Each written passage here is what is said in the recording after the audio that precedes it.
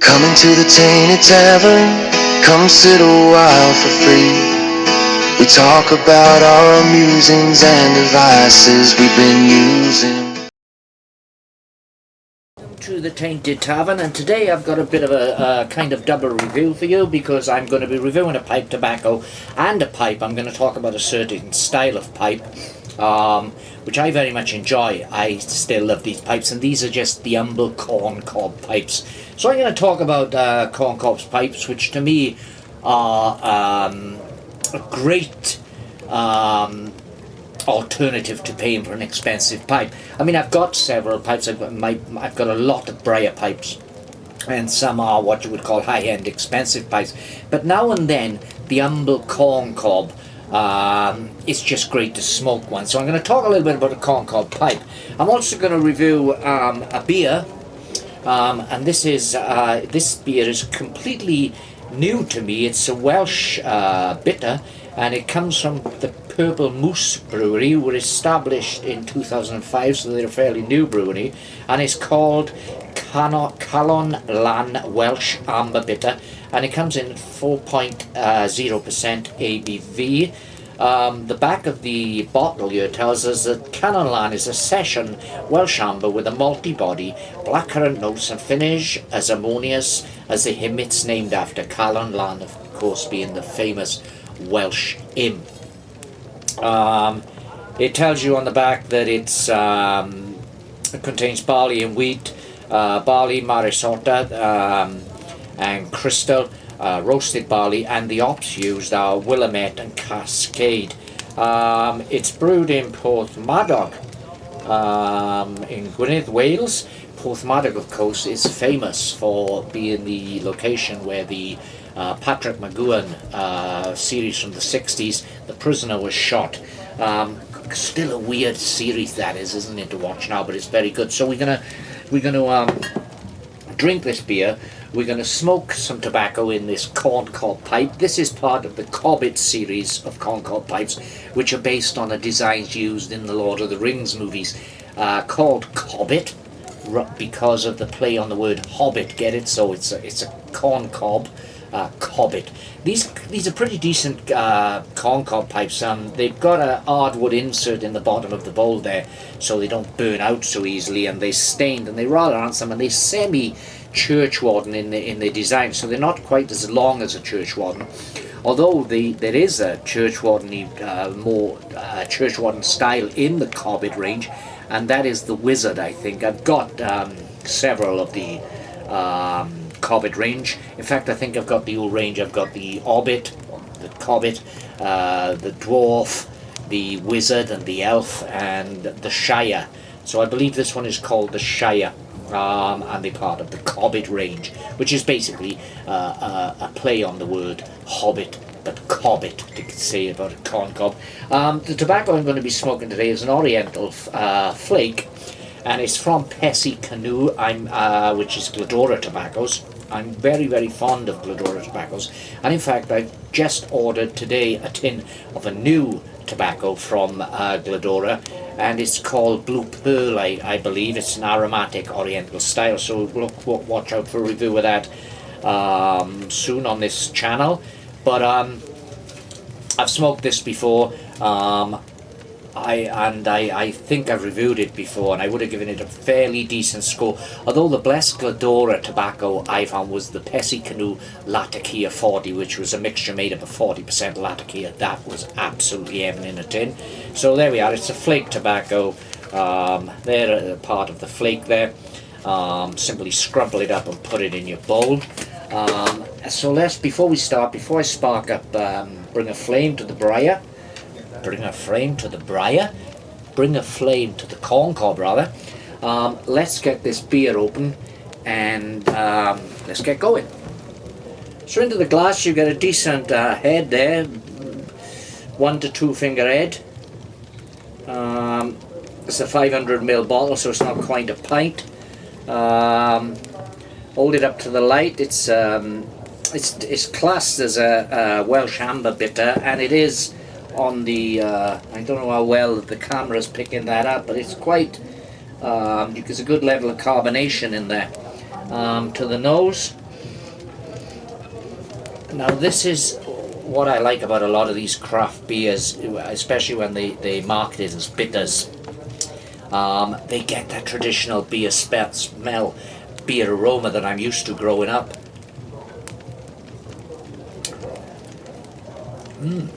That's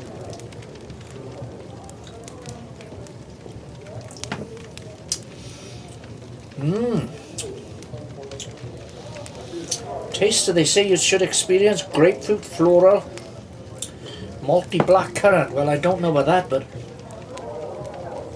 it's malty without a doubt. Yeah, maybe floral. Maybe. I'll come back to that in a moment. Let's get the pipe lit up. Now, why? As I say, I was saying about how much I like corncob pipes. And the reason for that is, as I say, I believe that corncobs provide... let me show you some of my other corncobs in my collection. Okay then, so this is the Wizard, which is again part of the Cobbit range. But this is the Wizard, the one I was talking about earlier. It's a large bowl and a very long stem. It's a fantastic little pipe. This year, I believe, is the Country Gentleman. This, I'm not sure which model number this is particularly. I don't think it's one of the Cobbit range. But this year is another one of the Cobbit pipes. This is the Dwarf.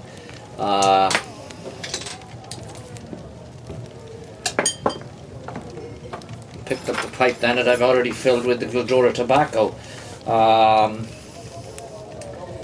So, you know, they come in various, all of these corncobs have got hardwood inserts. This is the biggest corncob that I own in terms of bowl size, and this is the General MacArthur, which is based on the pipe that Missouri Meerschaum used to make back in the day for General MacArthur. This is a fantastic pipe. Bear in mind, when you fill this bowl, if you fill this bowl to the top, you're looking at a couple of hours smoke there, so it's not something that you can enjoy a quick smoke. But you know, there's several other, I've got many corncob pipes in my collection, and the reason for that is they're not expensive, so it's easy to build up a good collection on a budget. And now and then I want a corncob, you know, if I'm working in the garden, or I've gone for a walk, if I've gone hiking, you know, because if something happens and I lose the pipe up the mountain, it's not the end of the world. They're easily replaceable at a budget, at a low price. Whereas if I lost one of my high-end briars, you know, I'd be suicidal. So let's get this pipe sparked up. And another thing with corncobs, they do provide a good clean tasting smoke, and they can be used almost instantly as soon as they're out of the box from brand new. You don't have to break them in, you don't have to build up a coating on the inside of the bowl. They don't generally need that, so they are a lot less trouble than a genuine briar pipe for newcomers. And another advantage, I think, of a corncob over a traditional pipe, whether it be a briar or a meerschaum, for newcomers, is that you can buy a corncob pipe and see what you think of the hobby, of what you think of pipe smoking, before investing heavily in a more expensive pipe.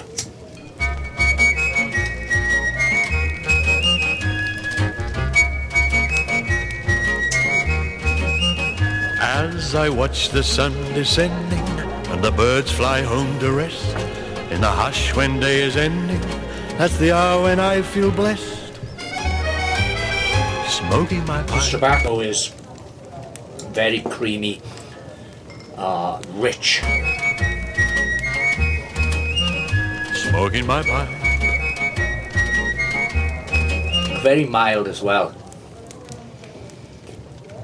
The good thing I like about these corncobs as well is they usually got a wide bowl circumference there, and I use a cheap little clipper lighter. I can use it as a tamper. You've got to be careful with that, because once I nearly this is genuine, I smoked half a pipe maybe, and it was red hot, smouldering away tidy in there, and there's something wrong with my lighter, a cheap clipper lighter, and I tamped it down and it exploded. I can always remember that. It sort of frightened the life out of me. Big huge flame in front of my face. The lighter flew one way, I chucked the pipe the other way. Thankfully it didn't do any damage. So yeah, the Glendora tobaccos are very, very good. I've not had a disappointed tobacco from this company. Granted though, I've only smoked so far the two.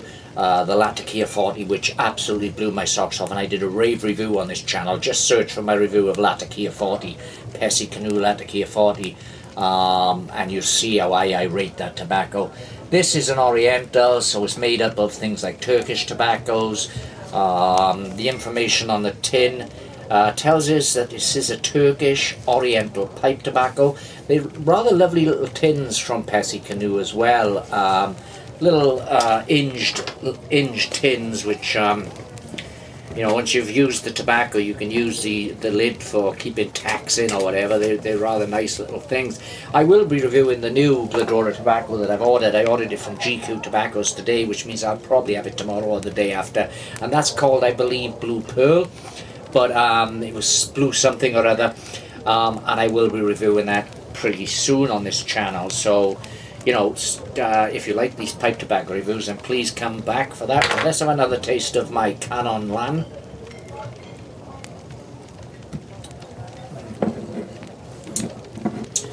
It is a delightful old style beer, a bitter beer. Very malty, very hoppy. I'm not getting the fruit that's promised on you. From this beer, which comes, as I say, from Porthmadog in North Wales. I'm not getting any of that grapefruit floral taste, but they say grapefruit and floral on the nose. I don't really get that. I get a traditional old style beer taste on the aroma. On taste, they claim maltiness and blackcurrant. Definitely malty. Without a doubt it's malty, but I'm not getting blackcurrant.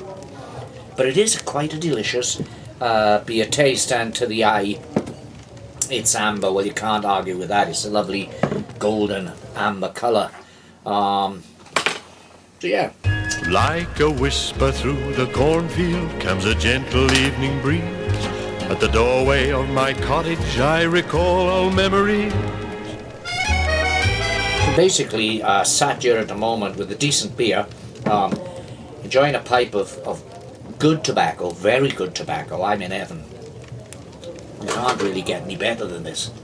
Smoking my pipe, smoking my pipe. Those far off places. I visited Rhondda Radio today up in Treorchy. Because I'm going to volunteer as a presenter, because now I've got more time on my hands. At the moment, as I don't know if you watch my videos regularly, you know that I was made redundant just before Christmas from my day job, but I've decided to take a couple of months to decide what I want to do. It also means that I've got more time to concentrate on my writing.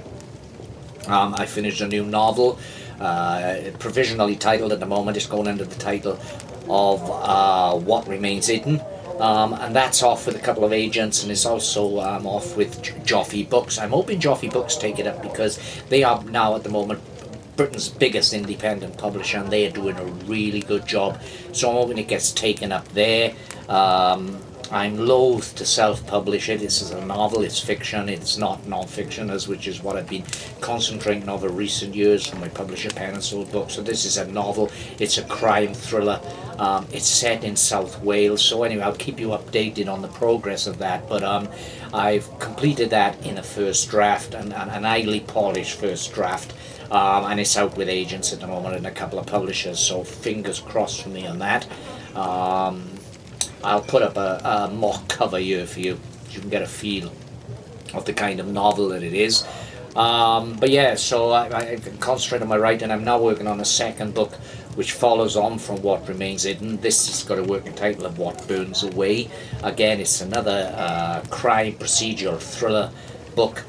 so I've got to work on that. But I've also decided to do some voluntary work as a radio presenter. I've got some experience in doing that, as I have done that type of work before. But it just seems like, you know, if I've got this extra time, then I'll go up and do something for the community. So I'll keep you updated on that, and you know, and hopefully when I do get to the stage, because I'm in training at the moment, when I host my first show, that you'll all watch my videos on this channel, that you'll all listen to my debut show on Rhondda Radio. You can get Rhondda Radio online, so simply type in Rhondda Radio into Google, or ask there's going to be trouble pronouncing this, ask Alexa to play Rhondda Radio.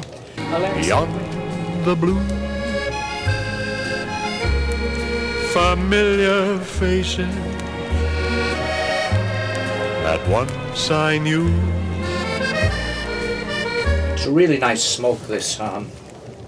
It's very balanced. It's got that, the Turkish tobacco, I believe, is the predominant taste on here. There's a pepperiness, which usually you experience with something like Perique, but there's a pepperiness to this. I recall those days behind me and the happiness they meant. Every sundown you will Pairs really well with the beer, though. find me with a heart that is content, smoking my pipe. And of course, as I say, these corn cobs are wonderful smokers. Smoking my pipe.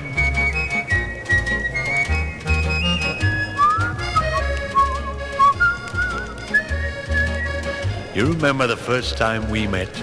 You were the only one in that railway carriage who didn't like me smoking my dear old pipe. Compromise, I opened the window. Anyway, so that's just a quick review for you. There will be more pipe tobacco reviews coming, more beer reviews, more whiskey reviews, more film reviews. Last night I watched, and it's the first time I've ever seen this film, which surprises me because I've had it in my collection for a long time. It's from the Coen brothers. I've just never got around to watching it. I don't know why. Just never did. But I watched it last night for the first time. That's No Country for Old Men. That film blew me away. And what a downbeat ending. It stuck with me last night. I watched it and I couldn't believe the way it ended. Nor could I believe, and I'm sorry if there's spoilers here for you, but it's quite a few years old, this movie. The way that Josh Brolin's character was killed off screen. The Coen brothers never deliver what you expect. They always got their own ways of doing about it. So I will be doing a review of No Country for Old Men soon on this channel. But that's it for now. So I'm going to enjoy the rest of this tobacco, enjoy my pint. So I'll say, cheers, Yakita. Keep your bowl burning, and see you soon. Please like, subscribe, and leave a comment. Come into the Tainted Tavern, come sit a while for free. We talk about our musings and devices we've been using.